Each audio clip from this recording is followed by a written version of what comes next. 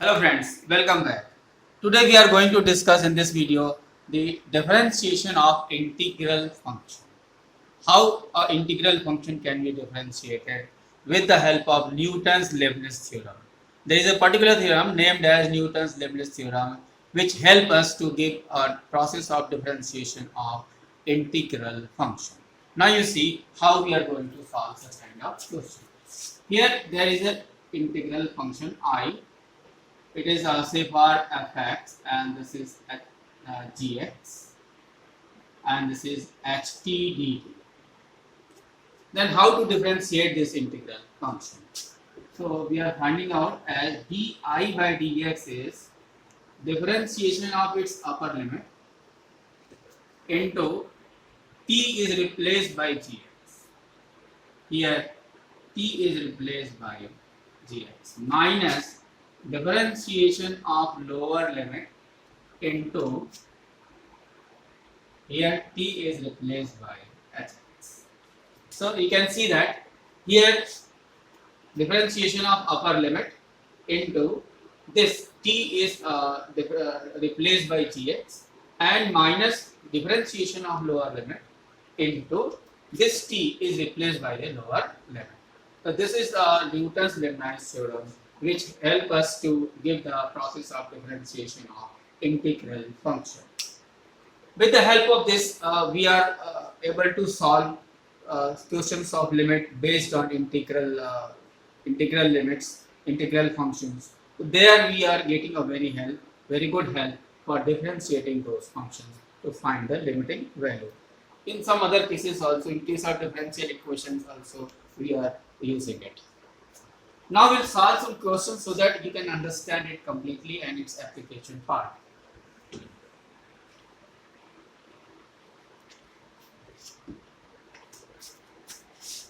There is an integration, say for x square, x cube, and this is say for ft, yeah, say for it is sin t dt. Then how to find out its di by dx.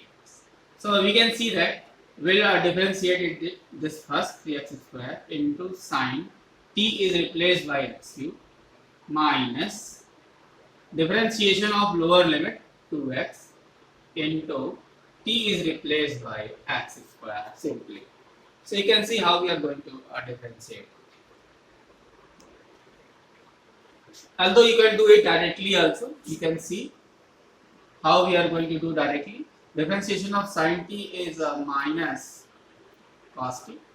Put the limit. It is cos x cube minus cos x square. So you can see that cos x square minus cos x cube. You can verify this formula also. It is say for I. So differentiate I with respect to x. So we can see that it is a minus of sine x square into 2x. This is plus of sine x cube into 3x square. So you can see that di by dx is 3x square into sine x cube minus twice of x sine x square, which we can get this differentiation directly using the Newton's Leibniz theorem. So this is the beauty of this formula. It helps where we are not able to find out the integration part of this function. Here it is sin t, so we can find out its integration. But in some other part, when it's very difficult to find out the integral value, then we are using directly Newton's Leibniz theorem. Now we are moving ahead for more clarification.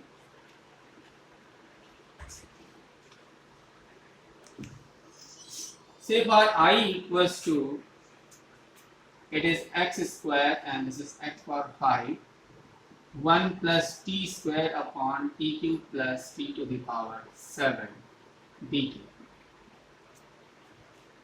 Then find out the di by dx. So di by dx is equal to this time, it is 5x to the power 4 into t is replaced by x to the power 5. So x to the power 5 whole square upon 5 to the power 3 x to the power 5 to the power 7 minus differentiation of lower limit and t is replaced by this 1 plus x square whole square upon x square power 3 plus x square power 7. So this is going to be 5x to the power 4, 1 plus x to the power 10, x to the power 15 plus x to the power 35, minus 2x, 1 plus x to the power 4 upon x power 6 plus x to the power 14. So you can see how we are using this formula to find out the differentiation of an integral function. Now we are moving to next question.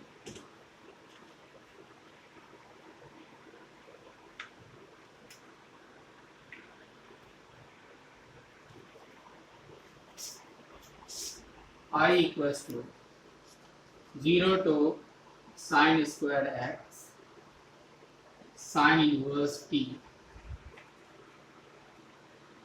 dt plus 0 to cos inverse x cos inverse root t dt.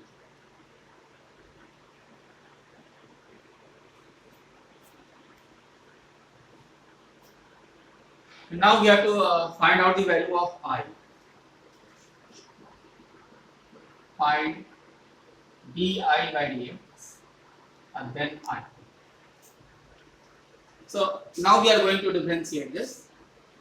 So di by dx, this is twice of sin x cos x and sin inverse root sin square x minus this is 0 plus this function twice of cos x into minus of sin x into cos inverse square root of cos square x minus 0. Now we can see that it is a 2x sin x cos x and here minus twice of x sin x cos x. So we can see that it is 0. So di by dx is equal to 0. It means I is a constant function. When di by dx equals to 0, it means I is a constant function. It means whatever be the value of x, I will remain same. So in this case, we are putting simply x equals to pi by 4 here. So I is, you can see 0. If I put pi by 4, so it will be 1 by 2 sin inverse root t dt plus 0 to 1 by 2 cos inverse root t dt. So this is equal to 0 to 1 by 2 sin inverse root t plus cos inverse root t dt. So you can see that it is 0 to 1 by 2. This is equal to pi by 2 dt. So it is pi by 2 t times 0 to 1 by 2. So it is pi by 2 into 1 by 2. So answer is going to be pi by 4. So you can see here this Newton's Leibniz theorem is going to help in the finding out the value of pi where function is in terms of integral function in terms of x. So this kind of formula we can utilize. So that's all in this video, and please watch the full video and please refer it to your friends and ask them to subscribe it. Thank you.